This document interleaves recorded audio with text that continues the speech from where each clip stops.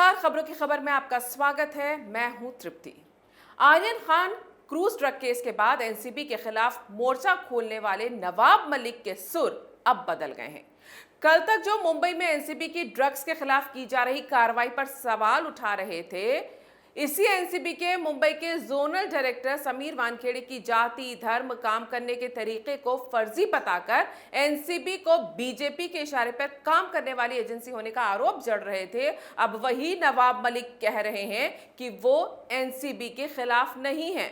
अब उसी एनसीबी पर उन्हें पूरा भरोसा हो गया है।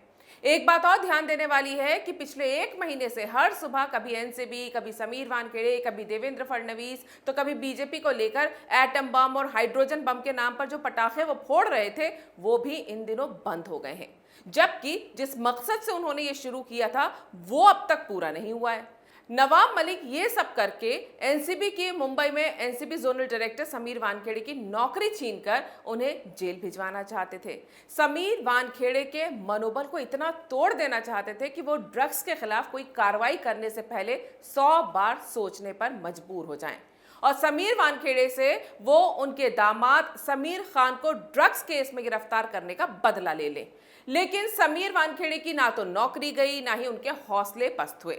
समीर वानखेड़े की टीम ने आज सुबह ही नांदेड़ से 1 टन से ज्यादा गांजे की खेप जब्त की है और 2 लोगों को गिरफ्तार भी किया है। समीर वानखेड़े ने खुद प्रेस कॉन्फ्रेंस करके इसकी जानकारी दी। तो सवाल ये उठता है कि आखिर नवाब मलिक के एनसीबी को लेकर तेवर इतने ढीले हो कैसे गए। तो हुआ यह है कि नवाब मलिक के समीर वानखेड़े को लेकर रायता फैलाने के बाद जिस दिल्ली एसआईटी को आर्यन क्रूज केस के साथ साथ नवाब मलिक के दामाद समीर खान का केस सौंपा गया था, वो अब इस केस की जांच में एक्टिव हो चुकी है और समीर खान के ड्रग्स को लेकर इंटरनेशनल कनेक्शन खंगाल रही है। अब वो समीर खान का वॉइस सैंपल लेने के लिए एप्लीकेशन भी डाल चुकी है, जिससे ब्रिटिश नागरिक करण सजलानी से हुई ड्रग्स डील की बातचीत में समीर खान के वॉइस सैंपल की जांच की जा सके। आपको बता दूं कि समीर खान ड्रग्स केस की जांच दिल्ली एनसीबी की एसआईटी नए सिरे से कर रही है। इस मामले में समीर वानखेड़े की टीम ने समीर खान और ब्रिटिश नागरिक करण सजनानी को इस साल के जनवरी महीने में अरेस्ट किया था और इसीलिए मामला इंटरनेशनल ड्रग रैकेट से जुड़ा था। मुंबई एनसीबी ने दावा किया था कि इन दोनों के पास से बड़ी मात्रा में सीबीडी और गांजा बरामद हुआ है। उनमें से कुल 18 सैंपल फॉरेंसिक जांच के लिए भेजे गए थे, जिसमें से 7 पॉजिटिव निकले थे। एनसीबी की जांच में समीर खान और करण सजनानी की वॉइस चैट की जांच की गई थी। अब आगे की जांच के लिए वॉइस सैंपल भी नए तरीके से मांगे जा रहे हैं, क्योंकि ये जांच की जरूरत है। एनसीबी ने विशेष एनडीपीएस कोर्ट में इसके लिए अर्जी भी दे दी है।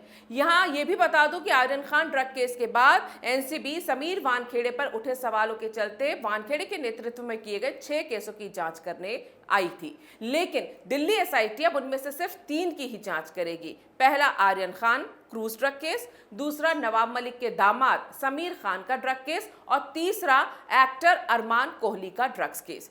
लेकिन इन तीनों ही मामलों के आरोपी इस समय जमानत पर हैं। वो इसलिए क्योंकि दिल्ली एसआईटी का कहना यह है कि बाकी के 3 केसों में उन्हें दोबारा जांच की कोई वजह नहीं दिखती और ना ही इंटरनेशनल ड्रग रैकेट से वो मामला जुड़ा हुआ है।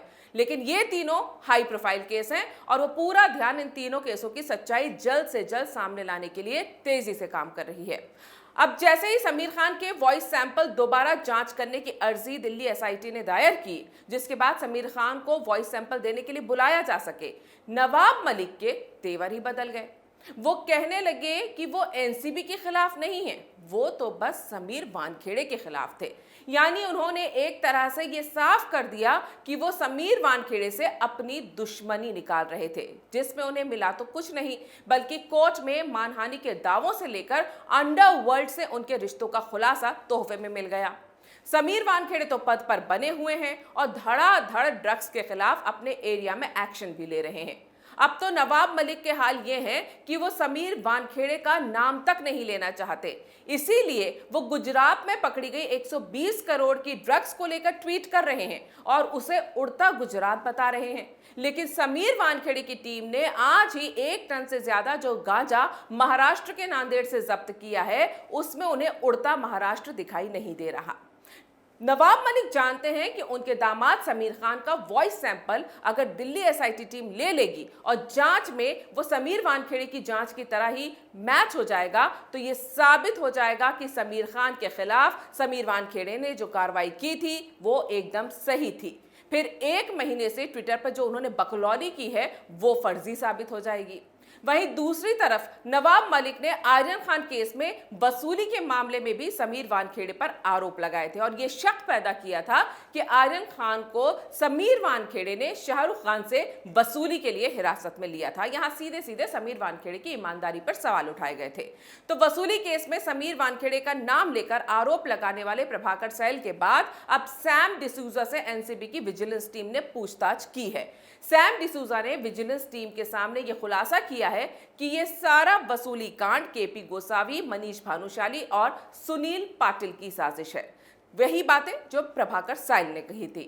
समीर वानखेड़े का इस मामले से कोई संबंध नहीं है, बल्कि समीर वानखेड़े के नाम का इस्तेमाल गोसावी पूजा डडलानी से डील करने के लिए कर रहा था।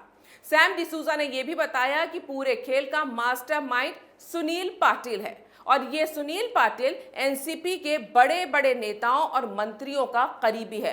खास तौर से शरद पवार के परिवार से इसके करीबी रिश्ते हैं। यानी जिस वसूली केस में नवाब मलिक समीर वानखेड़े को फंसाना चाह रहे थे, अब उसमें उनकी खुद की पार्टी फंसती दिख रही है। तो जो नवाब मलिक का प्लान था कि समीर वानखेड़े को बदनाम करके उनकी जाति, धर्म और कार्रवाइयों पर सवाल उठाकर वो समीर वानखेड़े को हमेशा के लिए एनसीबी से हटा देंगे और वसूली कांड में फंसाकर जेल भेज देंगे, तो वो भी कामयाब होता नहीं दिख रहा। उल्टा उनके दामाद पर दिल्ली एसआईटी का शिकंजा बुरी तरह कसा जा चुका है और आर्यन खान केस में भी उन्हीं की पार्टी का नाम अब बदनाम हो रहा है। कुल मिलाकर विजिलेंस टीम को यह पता चल चुका है कि समीर वानखेड़े का वसूली कांड से कोई लेना देना नहीं है।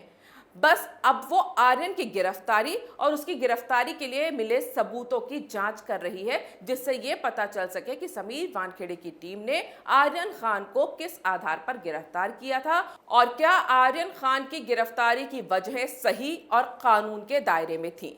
इसके लिए आर्यन खान से पूछताछ का एक दौर हो चुका है, जिसमें एनसीबी की हिरासत में लिए जाने से लेकर जेल से बाहर आने तक के बारे में उससे डिटेल में पूछताछ की जा चुकी है। और खबर यह है कि जैसा कि आर्यन खान की तरफ से बॉम्बे हाई कोर्ट में आर्यन के वकीलों ने कहा था कि उसे एनसीबी की कार्रवाई से कोई शिकायत नहीं है और नवाब मलिक जो आरोप लगा रहे हैं समीर वानखेड़े से, उससे उनका कोई लेना देना नहीं है और यही बात उसने विजिलेंस टीम के सामने भी कही है।